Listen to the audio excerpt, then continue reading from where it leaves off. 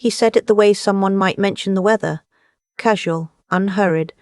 Standing in the doorway of my own kitchen, one hand resting on the frame, the other holding his phone like he might need to check something more important at any moment. "Mum, we need to sort out the RRSP situation. Gwen's student loans are coming due and the bank's not working with us anymore. It's family money anyway. That's what Dad always said." I was slicing an apple. I kept slicing. "My name is Margaret. I'm 63 years old. I worked 31 years as an administrative coordinator for the Waterloo Region District School Board. I bought my house on Elmwood Drive with my husband Gerald in 1991. We raised our son, Colin, in that house. Gerald died of a stroke 4 years ago on a Tuesday morning in February, before he had finished his first coffee. After Gerald passed, Colin asked if he and Gwen could move in for a little while. Gwen had just finished a second graduate degree.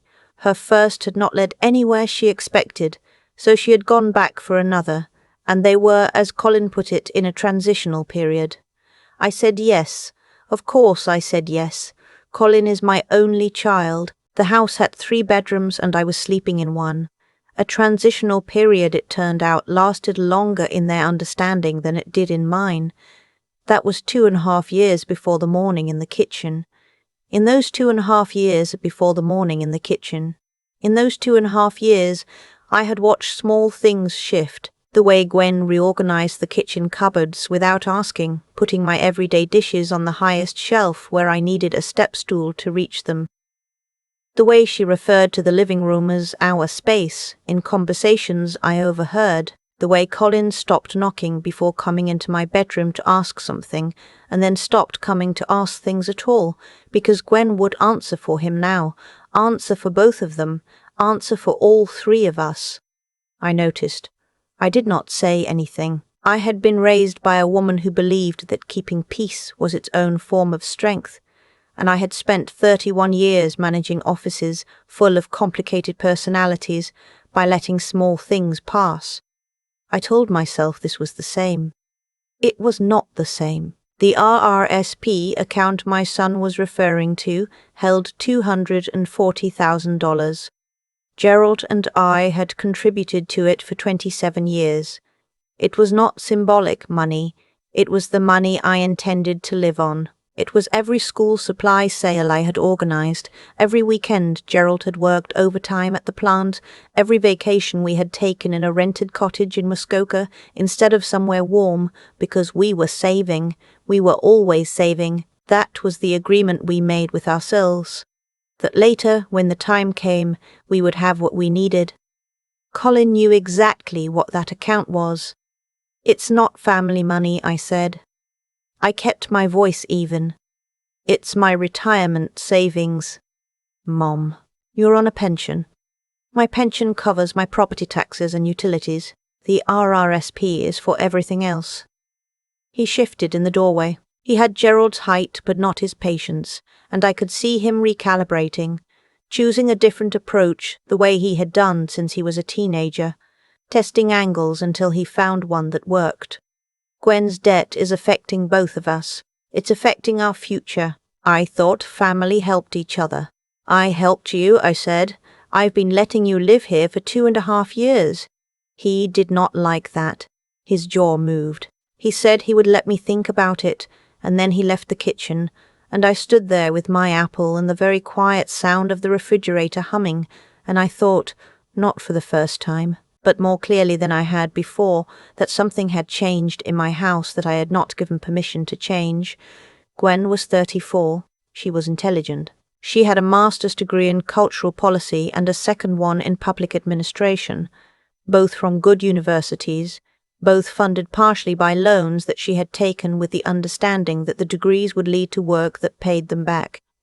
That had not happened the way she planned. She was working part-time at a policy research firm, contract positions, nothing permanent. The loans were approximately $280,000. Colin had told me the number 6 months earlier, over dinner, in the same tone he might use to tell me about a parking ticket. I had not slept well that night, or many nights after. What I did not say to Colin, because I was not yet ready to say it, What I had been sitting with for several months by the time of that kitchen conversation was that I had already spoken to a lawyer. Her name was Sandra, and she worked out of an office on King Street, and I had found her through a colleague of mine who had gone through a difficult estate situation a few years earlier. I had made the appointment quietly in January, told no one, driven there on a Thursday afternoon, and sat across from her desk and told her everything.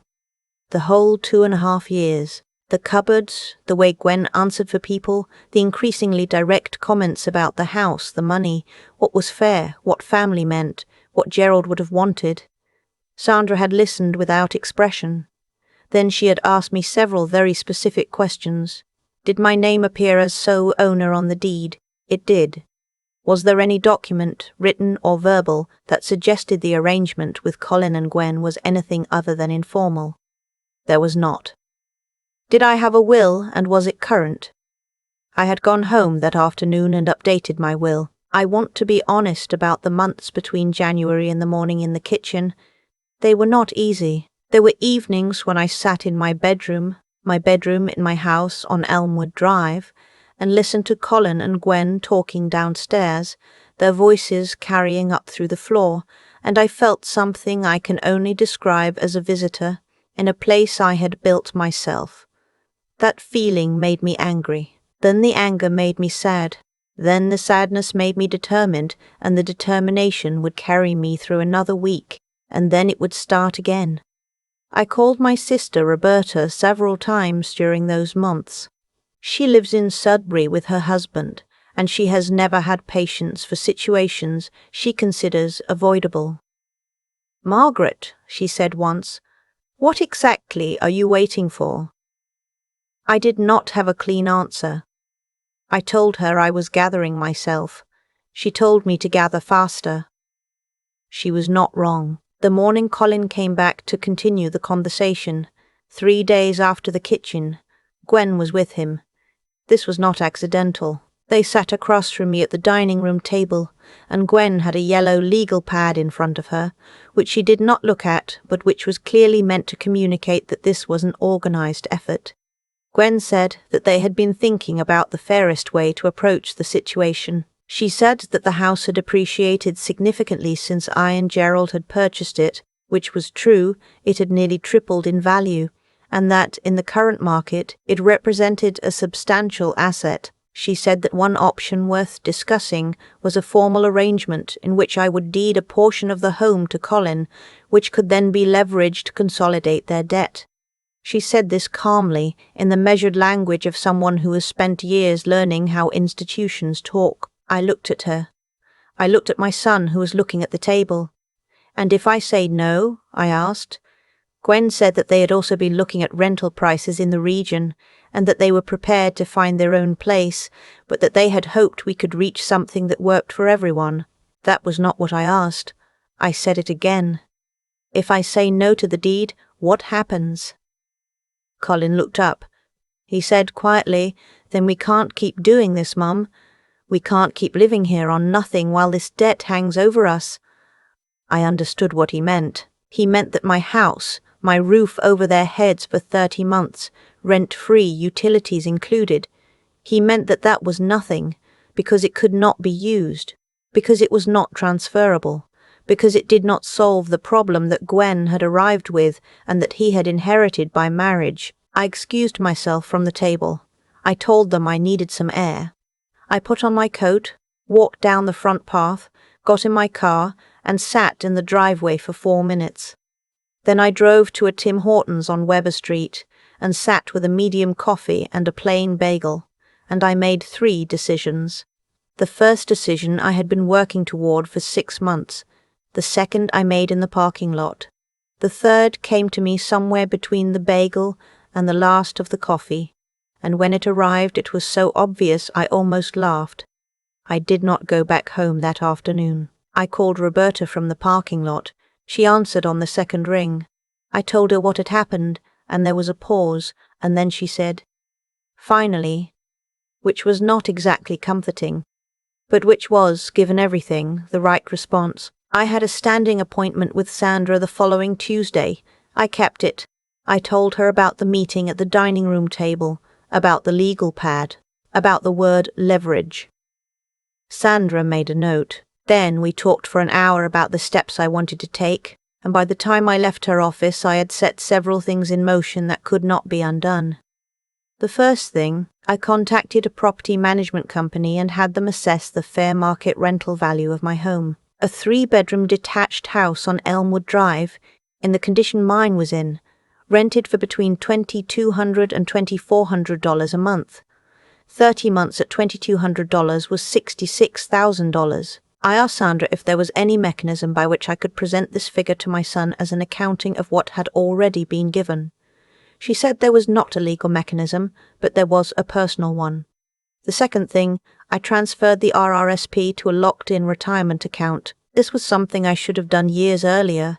A locked-in account cannot be surrendered or accessed without significant penalty before a specified age. I was not yet at that age, but the transfer itself sent a message that I found clarifying. It was no longer a conversation, because there was nothing left to negotiate. The third thing took longer. It required a phone call to my sister, a second call to my financial advisor, and an appointment with Sandra that ran 40 minutes over schedule. By the end of it, the structure of my estate had changed in ways that were quiet, legal, permanent, and protected. I did not tell Colin any of this. I also arranged for myself to stay somewhere else for a while. Roberta had offered her guest room many times over the years. I had always declined because I did not want to be away from the house, from the garden, from the familiarity of the rooms Gerald and I had lived in together. That attachment I had come to understand was part of what had kept me in an arrangement that was costing me more than I had admitted. I called Roberta and told her I was coming for a few weeks. She said the room was made up. I packed a bag on a Friday evening while Colin and Gwen were out. Not everything, just what I needed. I watered the plants. I left a note on the kitchen table that said I was taking some time and that I would be in touch. Nothing more. No explanation. No argument in writing. No list of grievances. Nothing that could be answered, contested, or used. I locked the front door. I got in my car. I drove north. I want to describe what that drive felt like, because I think it is important to be honest about it. It did not feel triumphant.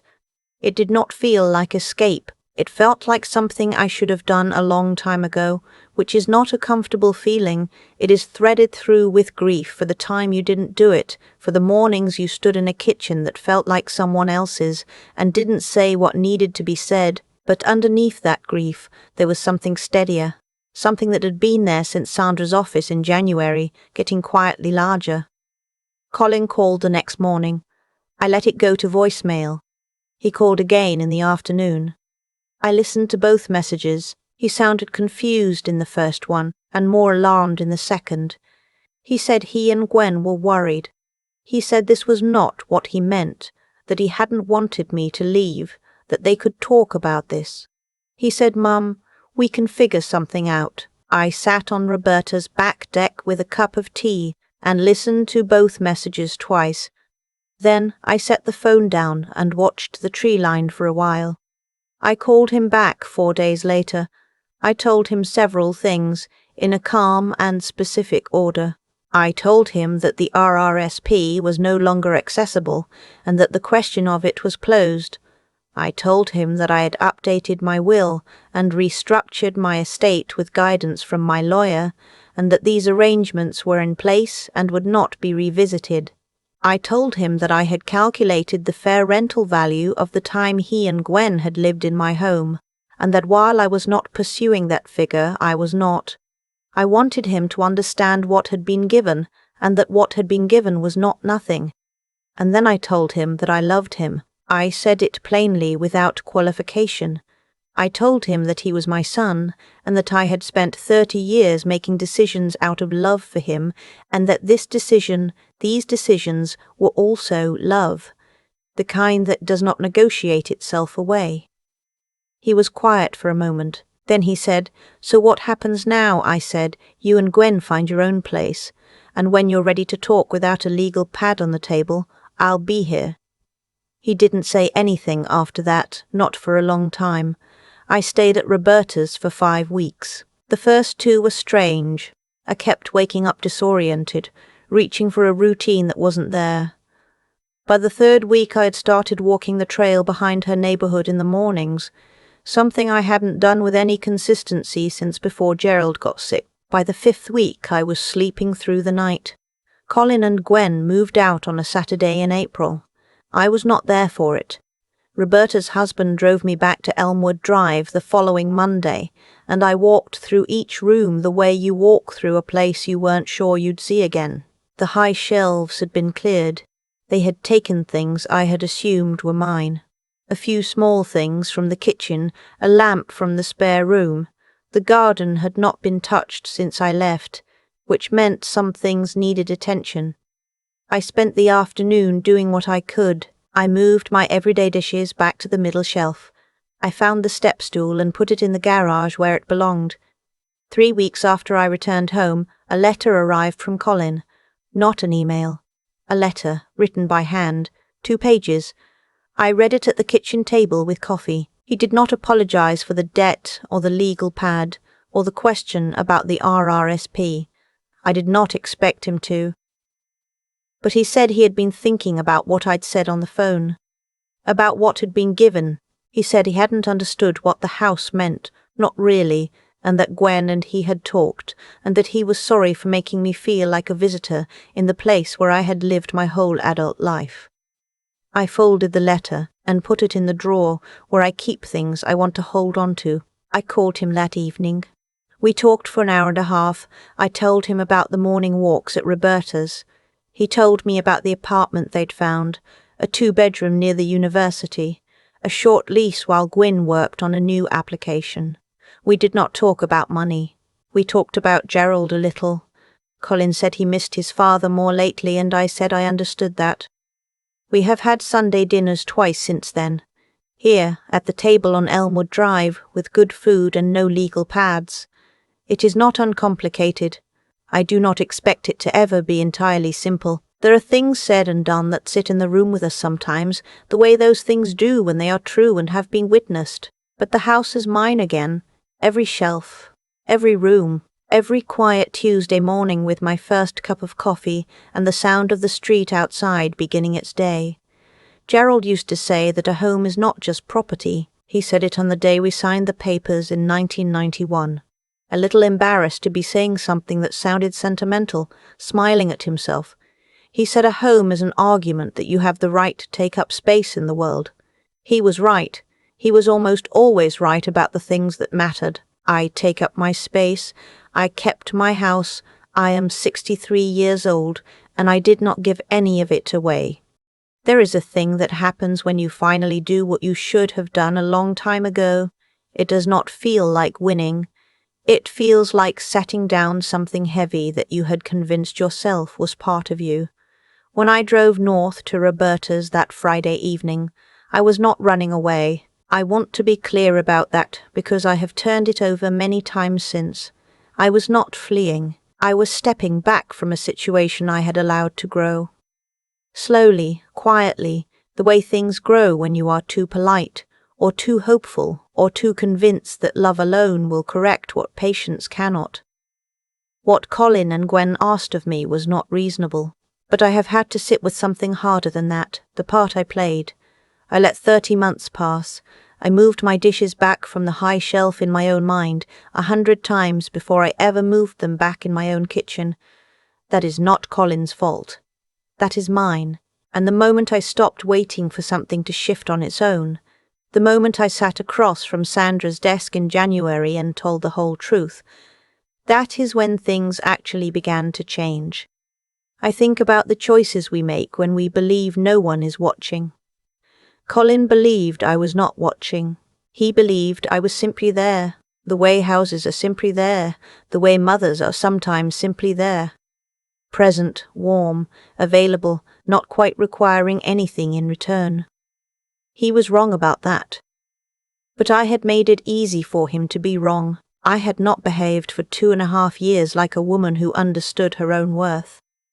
I had behaved like someone waiting to be treated fairly by people who had stopped thinking about fairness. That is the thing about allowing yourself to be worn down gradually. It does not announce itself. You do not wake up one morning and think, "Today I became a visitor in my own home." It happens in small movements. A shelf, a pronoun, a meeting at the dining room table with a legal pad you weren't invited to bring. What I know now, that I did not fully know then, is that clarity and courage are not the same thing and cannot always arrive at the same time. The clarity came to me slowly, over months, in small pieces. The courage, the kind that actually moves your body, puts your coat on, drives you somewhere, that came later. And it did not come from anger.